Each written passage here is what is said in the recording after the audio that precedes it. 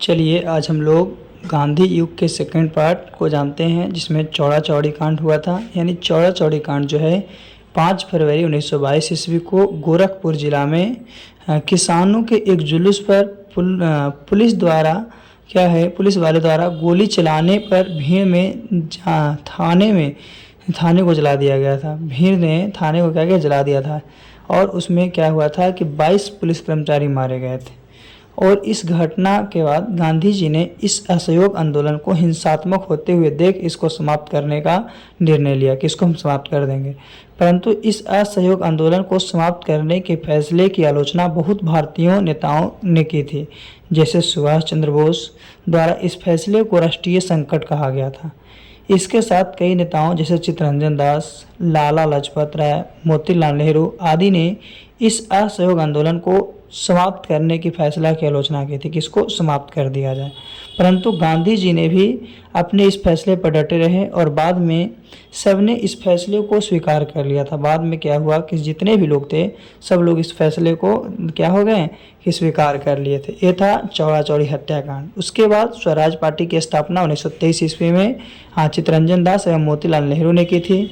और इसके बाद जो उसके बाद थे कुछ नेता थे जो गांधी के विचारों के सहमत नहीं रह रहे थे, है ना। ऐसे में चित्तरंजन दास और मोतीलाल नेहरू ने गांधी के विचारों को सहमत नहीं थे और उन्होंने ही एक नई पार्टी की स्थापना की थी, स्वराज पार्टी की, है ना, 1923 ईस्वी में इलाहाबाद में। 1923 ईस्वी में इलाहाबाद में तो चित्तरंजन दास और मोतीलाल नेहरू ने इलाहाबाद में मार्च 1923 ईस्वी में किसकी, तो स्वराज पार्टी की स्थापना कर दी थी। किसकी, स्वराज पार्टी की स्थापना कौन की थी, तो मोतीलाल नेहरू एवं चित्तरंजन दास ने, है ना।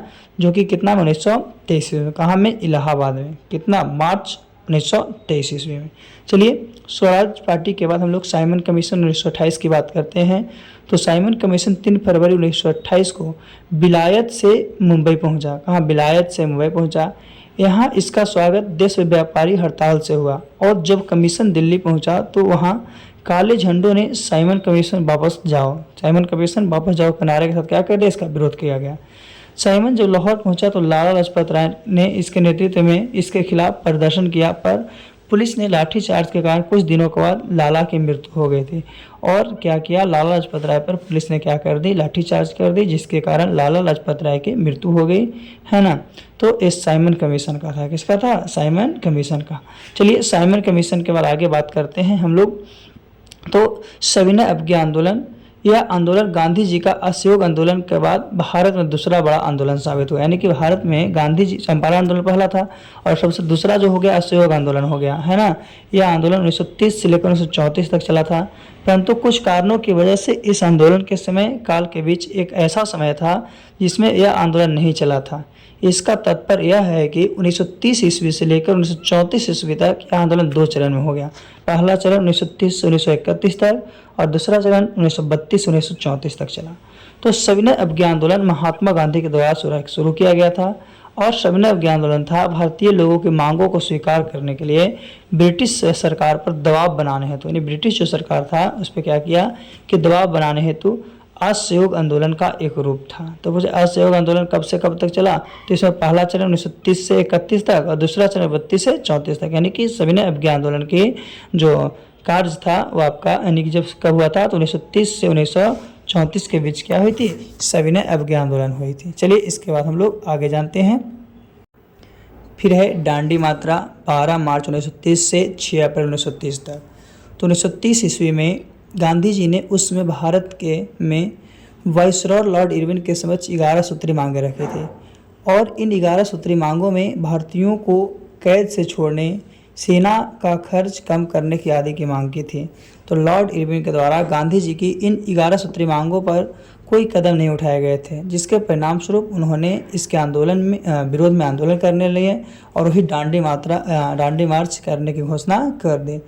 तो दांडी मार्च को गांधी जी द्वारा नमक कर के विरोध में चलाया गया था और इसके साथ साथ सविनय अवज्ञा आंदोलन को शुरू करने के लिए इस दांडी मार्च को चलाया गया था। यानी किसको, सविनय अवज्ञा आंदोलन को चलाने के लिए दांडी मात्रा को चलाया गया था, जो कि 12 मार्च से 6 अप्रैल तक 1930 ईस्वी में चला था। आगे दांडी मात्रा है जो कि 12 मार्च 1930 ईस्वी को शुरू हुआ था और 6 अप्रैल 1930 ईस्वी तक चला था। और यह दांडी मार्च गांधी जी द्वारा साबरमती आश्रम से लेकर दांडी गुजरात तक चलाया गया था। इसमें गांधी जी के साथ भारत के अलग अलग क्षेत्रों से कुल 78 सहयोगी ने भाग लिया था। भारत के अलग अलग क्षेत्र था उससे कुल 78 सहयोगी भाग लिए थे और इसकी दूरी 241 मील थी। जो ये दूरी किया गया था दांडी मार्च का, जिसको 12 मार्च से 6 मतलब अप्रैल तक चलाया गया था, जिसकी डिस्टेंस जो थी वो आपका कितना, तो इसका डिस्टेंस जो था 241 मील था। इसमें कितने, तो 78 जो सहयोगी थे वो क्या किए थे, भाग लिए थे दांडी यात्रा में। इसके बाद आपका कि शुरुआत में तो गांधी जी ने यह सिर्फ 78 सहयोगी को ही दांडी मार्च के लिए निकाले थे, परंतु दांडी पहुंचते पहुंचते बहुत सारे लोग इस मार्च में जुड़ते चले गए और यह संख्या लाखों में पहुंच गई। 78 से चालू हुआ था, उसके बाद लाखों में पहुंच गए। तो दांडी पहुंचकर गांधी जी द्वारा वहां नमक उठाकर इस नमक के कर कानून का विरोध किया था और यह दांडी मार्च बहुत ज़्यादा प्रभावशाली रहा था। जिसके बाद सुभाष चंद्र बोस ने इसकी तुलना मुसोलिनी और नेपोलियन की यात्रा से भी की थी। जो यात्रा था, इस यात्रा की तुलना जो मुसोलिनी और नेपोलियन की यात्रा से भी किया गया था, जिसमें करीब 1 लाख के आसपास थे। यानी 78 लोगों से चालू हुआ था, लेकिन 1 लाख रुपया जो था वो क्या था, आपका इसमें लगा था। चलिए आगे हम लोग चलते हैं गोलमेज सम्मेलन के बारे में। 1930 से लेकर 1932 तक अंग्रेजों द्वारा कुछ सम्मेलन का आयोजन ब्रिटेन में करवाया गया ताकि भारत के विभिन्न दल उन सम्मेलनों में अपनी बातों को उसके समक्ष रख सकें और इन्हें गोलमेज सम्मेलन के नाम से जाना जाने लगा। इस क्रम में 1930 से 1932 तक अंग्रेजों द्वारा 3 गोलमेज सम्मेलन का आयोजन ब्रिटेन में करवाया गया, जिसमें प्रतिवर्ष एक गोलमेज सम्मेलन हुआ करता, हर साल एक होता था। तो गांधी जी ने केवल दूसरे गोलमेज सम्मेलन में भाग लिया था और गांधी जी थे जो कि कौन से, तो दूसरे जो गोलमेज सम्मेलन था उसमें भाग लिया था। यानी गोलमेज सम्मेलन 1930 से 32 के बीच हुई थी, 1930 से 32 के बीच हुई थी गोलमेज सम्मेलन। चलिए फिर है आपका गांधी इरविन एक्ट जो कि 1931 ईस्वी में और पूना पैक्स समझौता 1932 ईस्वी में। तो गांधी इरविन समझौता, यह समझौता जो था इस सविनय अवज्ञा आंदोलन के लॉर्ड इरविन ने बहुत परेशानी हुई, जिसकी वजह से गांधी जी के साथ एक समझौता किया गया था और यह गांधी इरविन समझौता के नाम से जाना जाता है। यह समझौता 5 मार्च 1931 ईस्वी को हुआ था। फिर अब पूना पैक्ट समझौता, तो यह पूना पैक्ट जो है गांधी जी और भीमराव अम्बेडकर के बीच पूना क्षेत्र की यरबदा सेंट्रल जेल में हुआ था, है ना। और ये पूना जो पैक्ट समझौता है वो आपका कहाँ, 1932 ईस्वी में हुई थी। कितनी ईस्वी में, 1932 ईस्वी में हुई थी। चलिए इसके बाद हम लोग जानते हैं आगे, है ना, गांधी इरविन समझौता और पूना एक समझौता के बाद।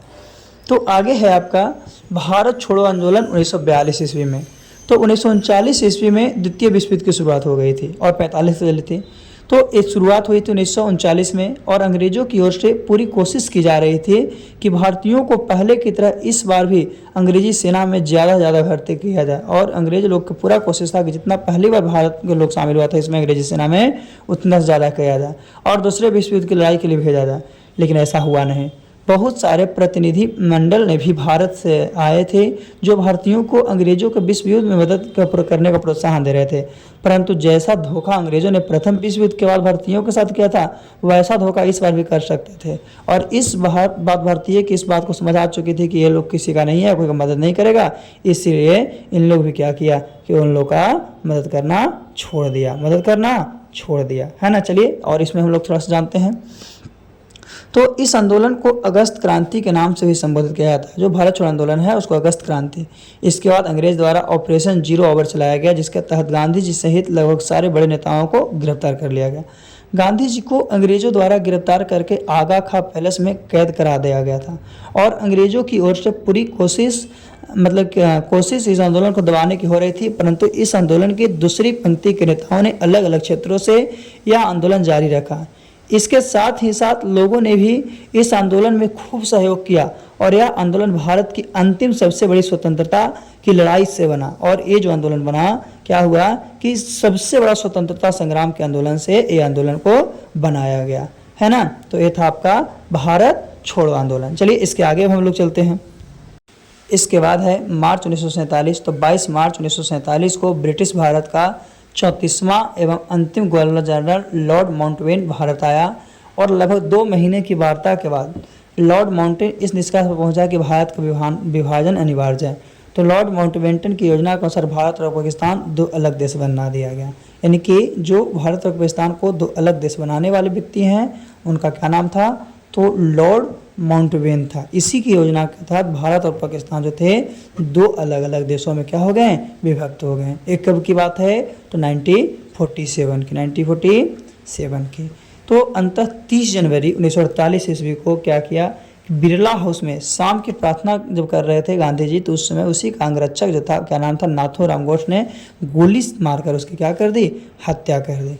तो ये भी एक क्वेश्चन अक्सर पूछता है कि गांधी जी की हत्या किसने की, तो नाथूराम गोड्से ने। कितने तारीख को, तो 30 जनवरी 1948 ईस्वी को, जो कि उसी का अंगरक्षक थे। और शाम में प्रार्थना के दौरान जब वो प्रार्थना करके रिटर्न हो रहे थे, उस समय उसे गोली मार कर क्या कर दी, हत्या कर दी। तो ये था आपका पार्ट 2 कौन सा, गांधी युग का, है ना। फिर से हम लोग अगले वीडियो में मिलते हैं कि अगला वीडियो क्या है। ये गांधी युग आपके एग्जाम के लिए बहुत ज़रूरी है।